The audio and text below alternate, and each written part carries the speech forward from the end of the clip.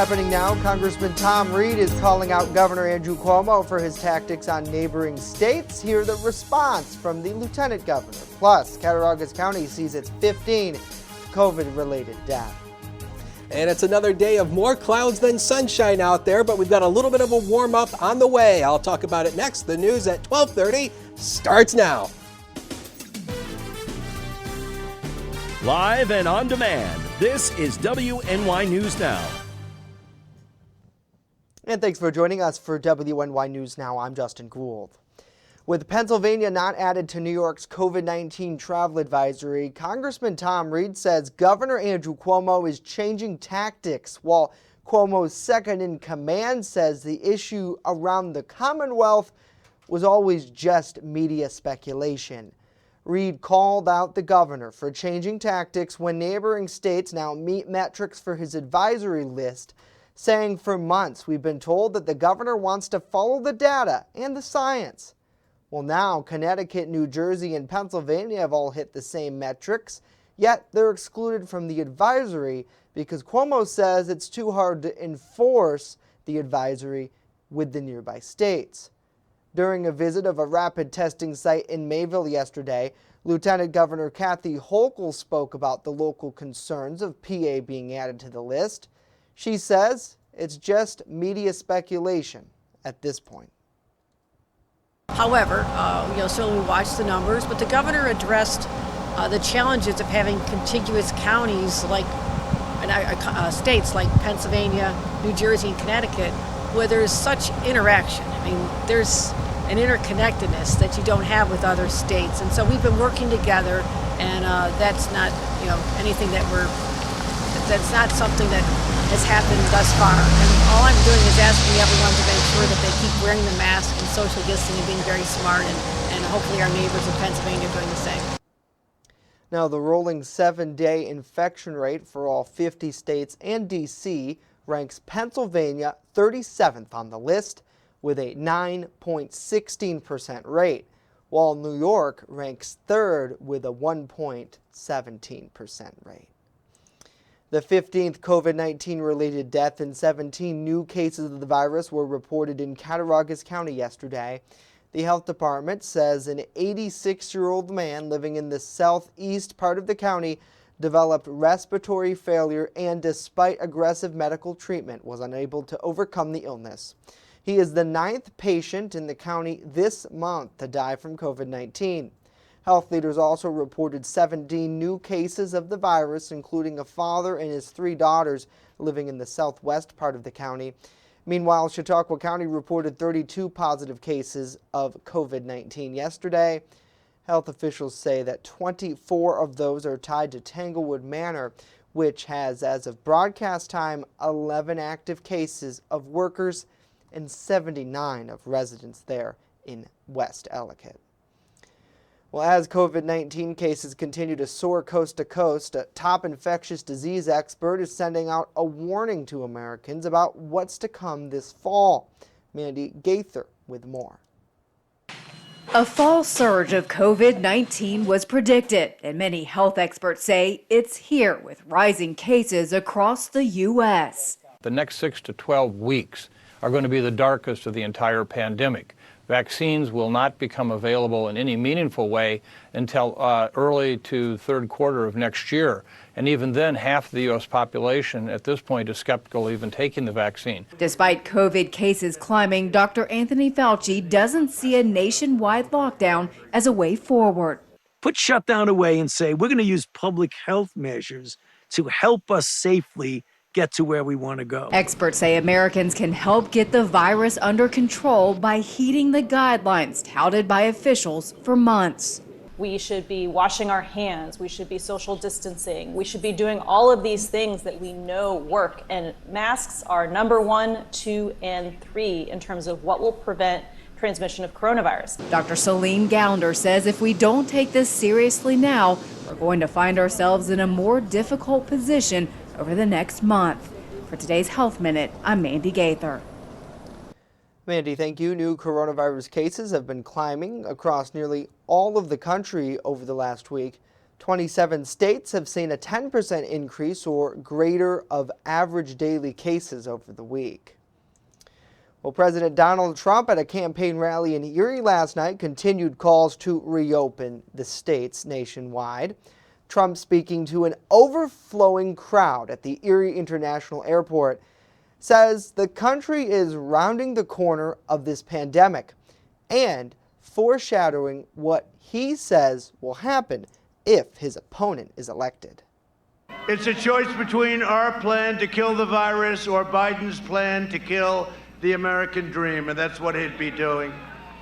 Biden will delay therapies, postpone the vaccine, prolong the pandemic, close your schools, shut down our country.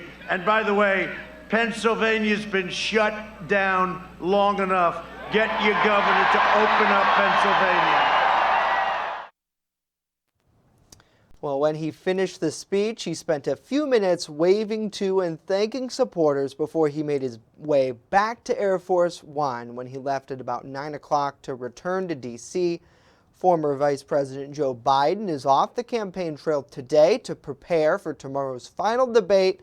However, his biggest surrogate is making his first appearance in PA today in Philadelphia. President Barack Obama is looking to give the Biden campaign a little boost with Election Day less than 2 weeks away.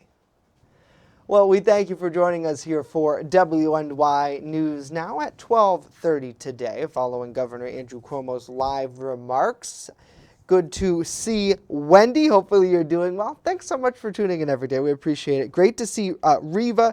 Good to see Marie, Samantha, Joey, Pam, Jeff, and Stephanie as well. Hopefully everyone is having a great day out there.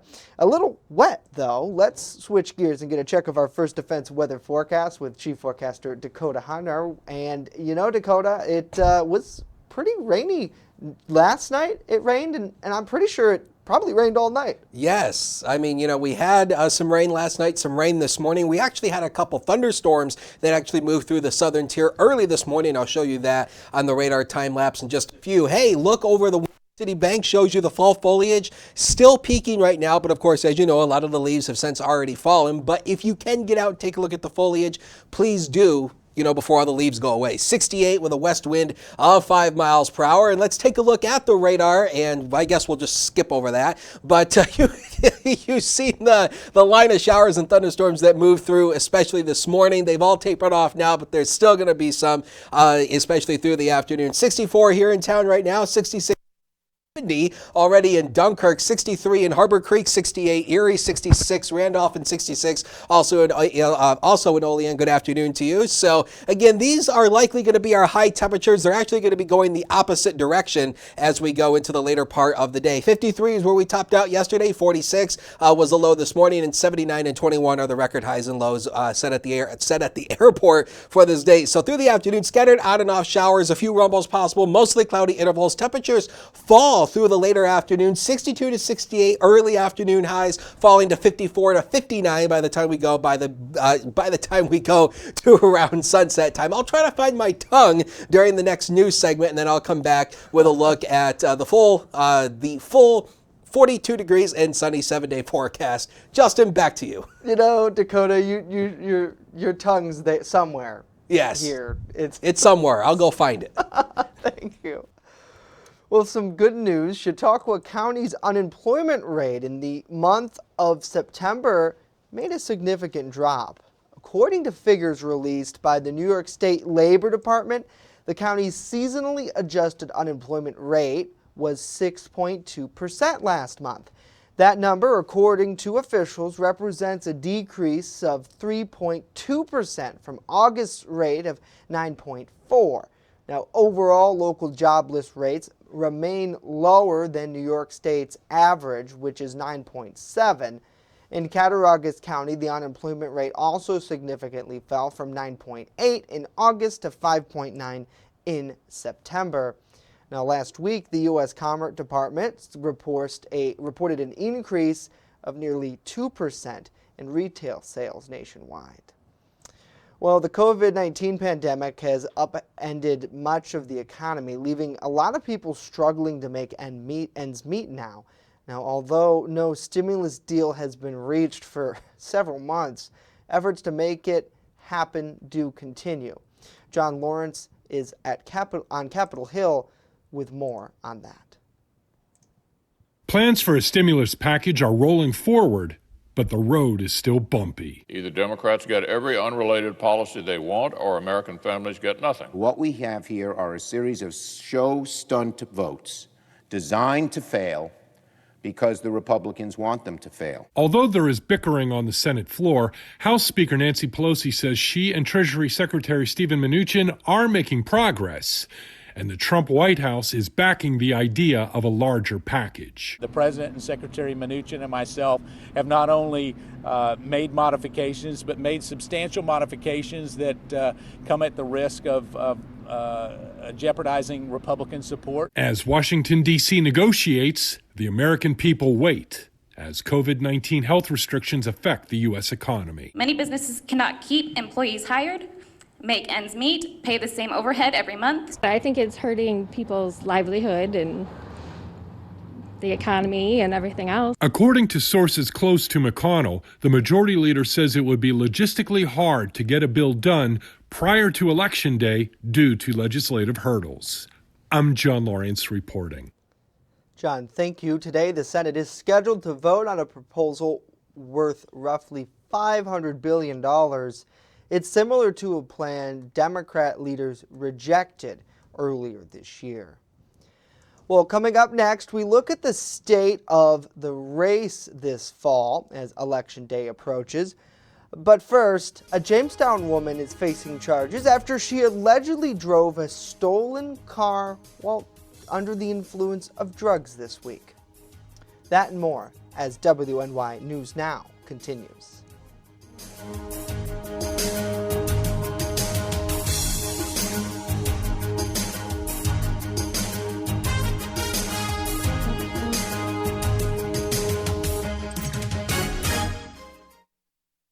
You're watching WNY News Now, where coverage comes first. I'm Jason Schmidt. I'm a former felony prosecutor and a criminal defense attorney here in Chautauqua County. I've worked both sides of the system for the past 15 years.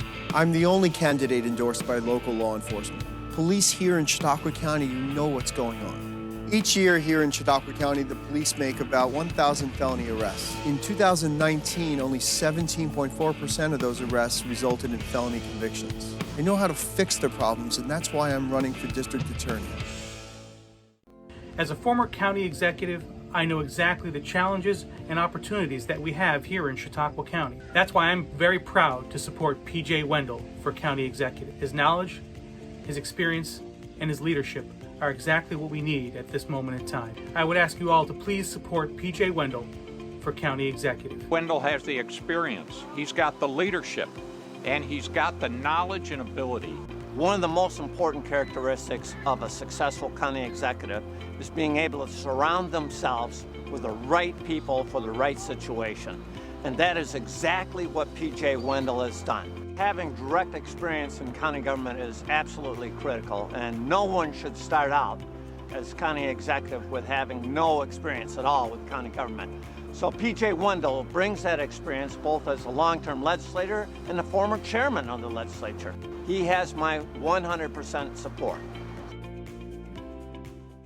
For the past 9 years, I've been a prosecutor right here in Chautauqua County, fighting to keep this community safe. My family lives here with me in Fredonia, and I grew up in Sherman, New York. Fighting to make sure that these communities stay safe is so very important to me. We have the highest caseload of any county in this state, and as your district attorney, I'm dedicated to making sure that each case gets handled the right way for not only the victims, but for the people that live in this county. I'm fully invested in this community, and I'm fully invested in this community's future. Vote Patrick Swanson for Chautauqua County District Attorney.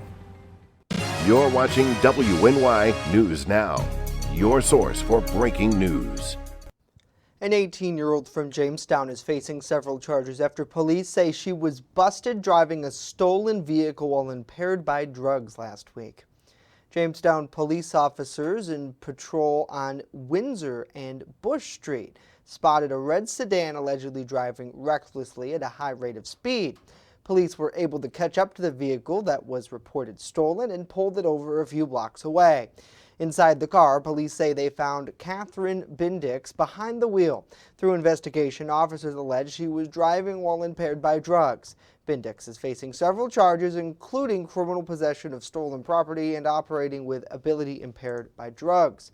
Bindix was, however, released with an appearance ticket because of New York's criminal justice reforms.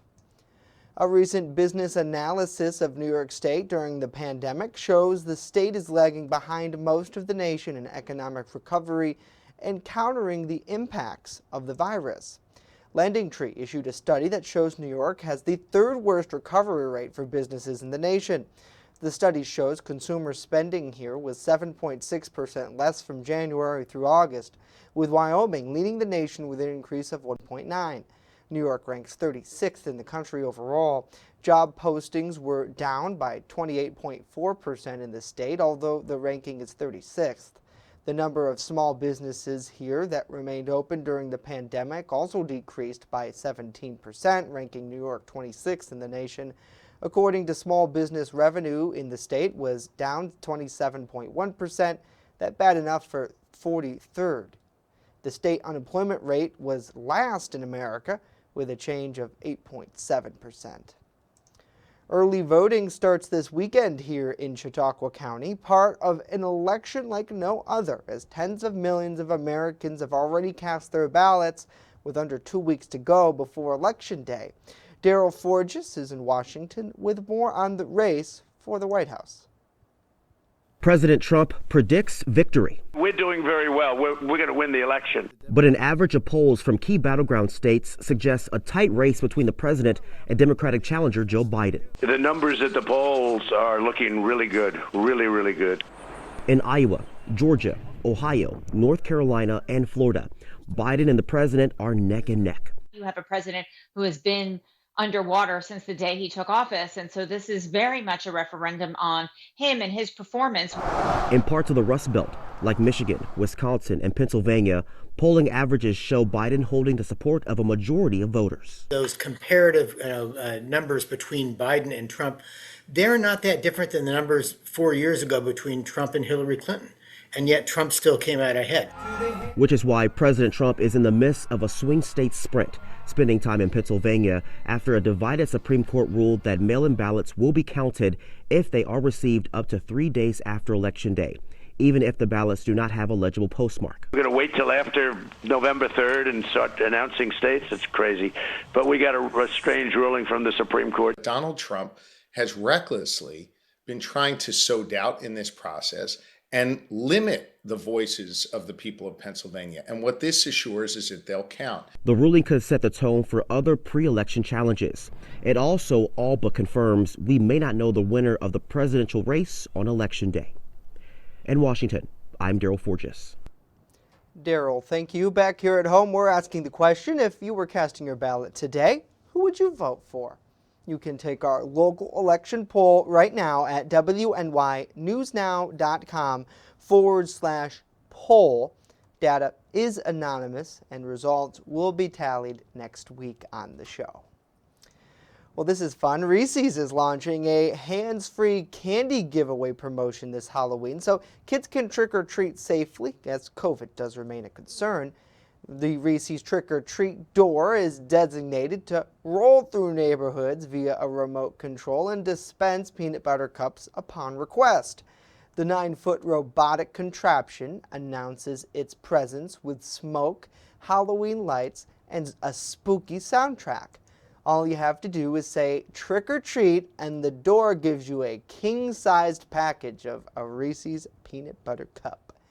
You can ask for the Reese's Trick or Treat door to come to your town by messaging Reese's on its Instagram page. Probably too many potholes here in Jamestown, though. Hopefully everyone's having a great day. We thank you so much for joining us. Good to see Kathy, Anna, Lori, Deanna, Rod, and Amanda. Thanks so much for being here with us today. Let us know what you're doing, how you're feeling, what you're looking at in the comments down below. Well, let's check in now with Chief Forecaster Dakota Hunter, who looks like he's trying to do some early trick-or-treating. Trick-or-treat! I don't think there's any candy in there, Dakota. Just a bunch of wires. It's defective. It doesn't open. It's not opening. I said trick or treat. Is that what you said? Yeah, for the robot, not for your desk. Darn. Darn. I wish we had a machine that just like threw candy at us in the I movie. know. That'd be kind of nice. I Just know. follow us around. You know? Yeah, I know. I could go for some Reese's peanut butter cups right now. Me too. Again, same thing as yesterday, delayed by a half hour because of Starving. because of the COVID update from Cuomo. So our lunch is postponed a half hour late. So we're all a little. We're in the bucket together. It's okay. Yes, we're in the bucket. No pun intended. Get it? At least we're not wasted away in Margaritaville, though, right, Jay? That wouldn't be a bad place. That, too, and a cheeseburger in paradise. Hey, talk about the recent rain here. This has been very beneficial. We have needed the rain since the 1st of September. That is when we start keeping records for the fall. 4.19 inches with little more than an inch of rain falling over the past couple of days. So we've knocked our rainfall departure down to 2.65 inches. We're still running below average for rainfall, but at least it's gotten better from where it was just even yesterday. I mean, we've got some nice rain here. So moist showers are likely this afternoon. A brief warm-up is coming. Break out the sandals and the flip-flops, right? Well, no.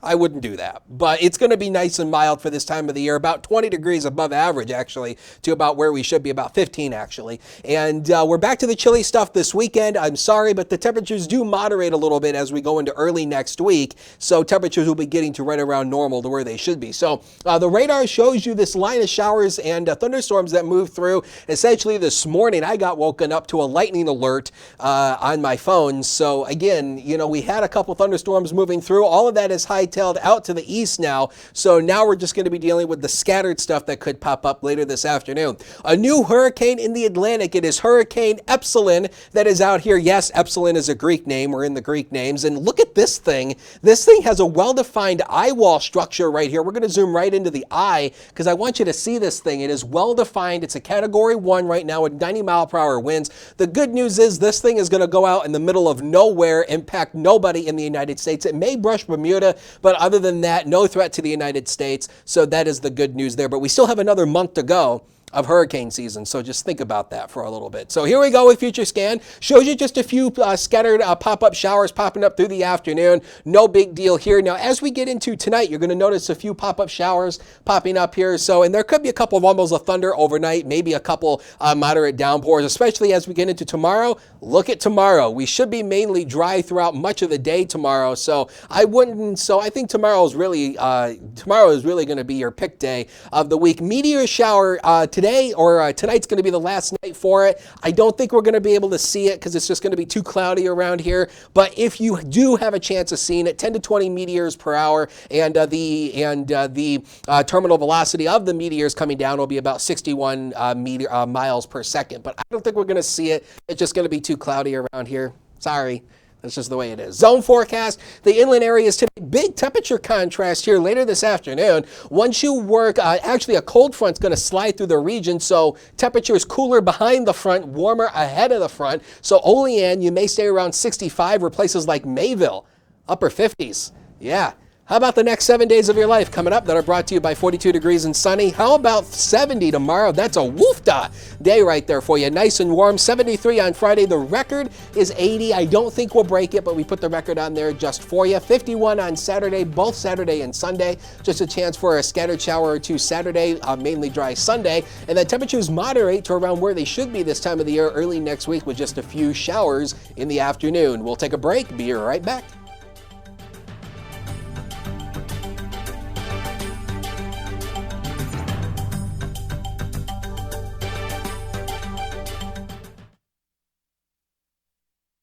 You're watching WNY News Now, your source for breaking news.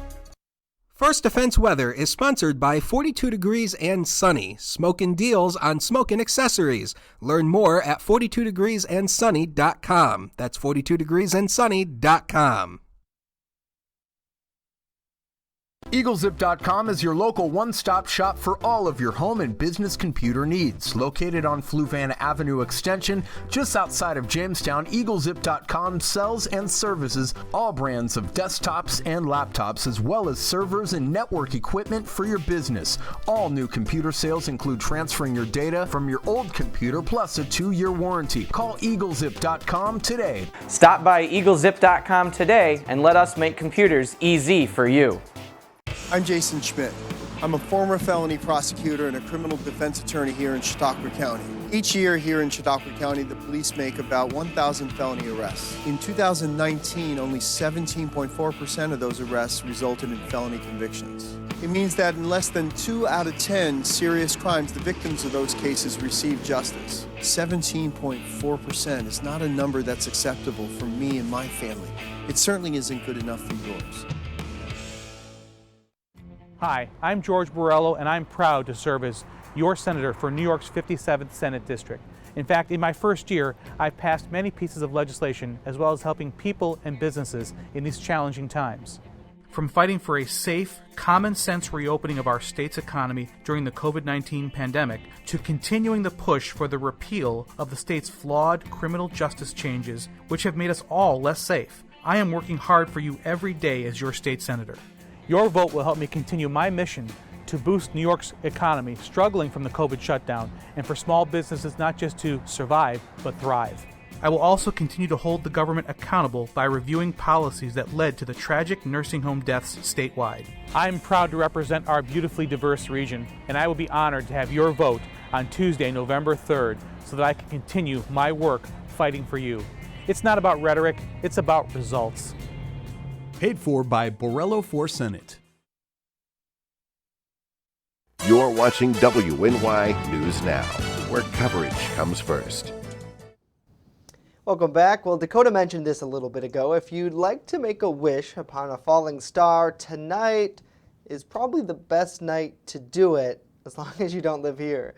According to scientists, the peak of the annual Orion's meteor shower is today. That's when you can expect to see up to 30 shooting stars an hour, the biggest show in the fall night sky.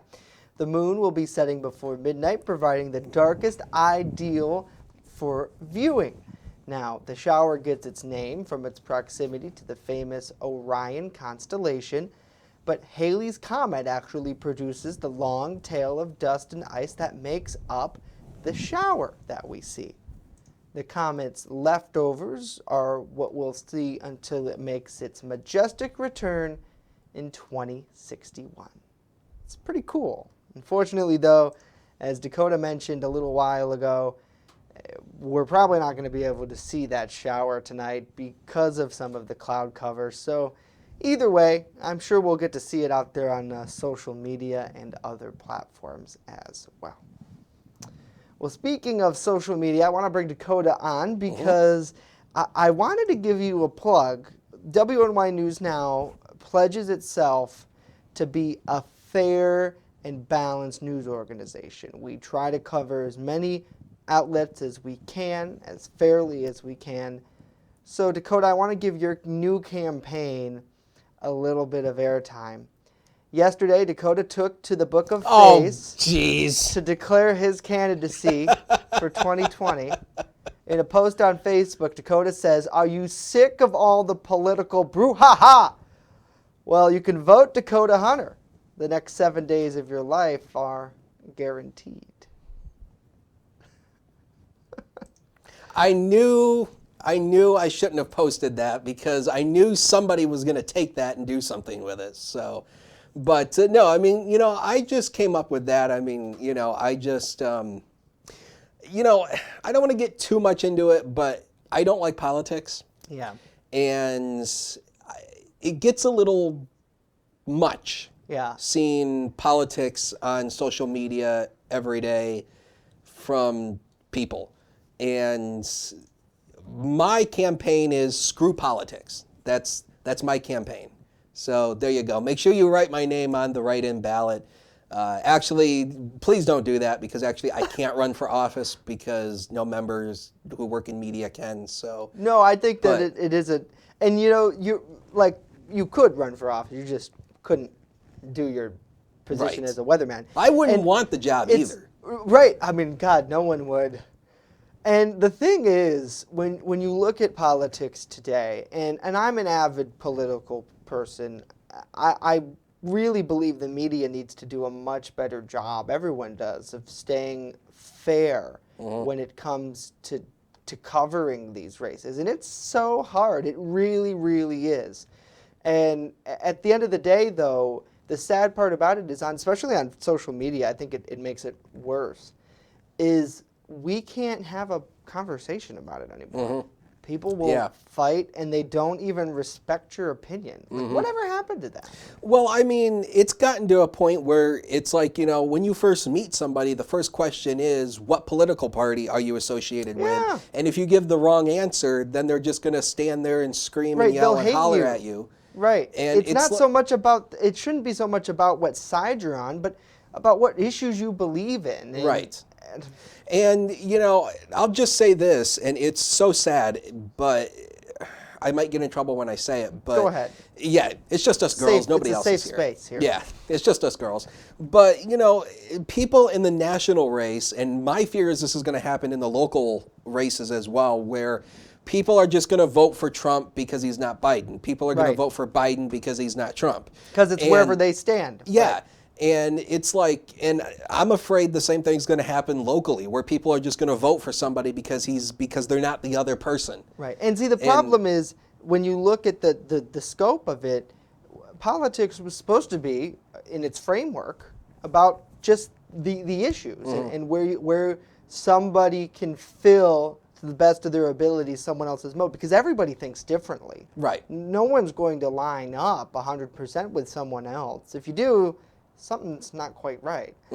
But when you look at today's world, everybody's so polarized that it's hard to find middle ground. And we have third-party candidates, but the system's made to have them fail. There's so many obstacles that they have to overcome, and either way, at the end of the day, the education's not there for the rest of the world. Right. So, and especially the news media, I know we're over our time today, but it's like, when you look at it, you just give people the news and the information, let them make a decision, and hopefully more people will step up and say, yeah, I'll run for that office, or I'll do this, and it will give a bigger pool. So if you want, Dakota's here. Free cheesecake for everybody. I love it. All right. Dakota, thank you. That's it for us today. Thanks so much for tuning in. We are back tomorrow. We'll see you then.